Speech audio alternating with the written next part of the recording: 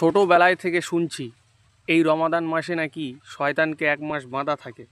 সত্যিই কি বাঁধা থাকে? কথাটা যেখানেই লেখা থাক, কোরআন থেকে দেখাবো, তারপর আপনিও চিন্তা করবেন। সূরা হিজর আয়াত 32 থেকে দেখা যাক। আল্লাহ বললেন, হে ইবলিস, তোমার কি হলো যে তুমি সাজদাকারীদের দলভুক্ত হলে না?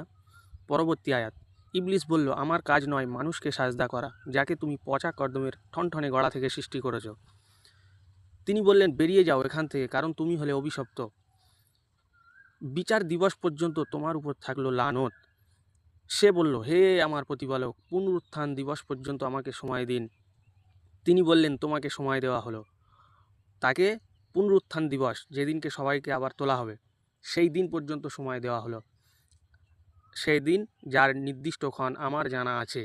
তো দেখলে, তাকে পুনরুত্থান দিবস পর্যন্ত আল্লাহ সময় দিয়েছে। আবার তাকে যদি 1 মাস বাঁধা হয়, তো এই কথাটা কি সাংঘর্ষিক হয় না কোরআনের সাথে? আল্লাহ তো তাকে কিয়ামত পর্যন্ত সময় দিল, তারপর আবার যদি 1 মাস বাঁধা হয়, কেমন গড়মিল না? কোরআন থেকে দেখালাম, চিন্তা করবেন।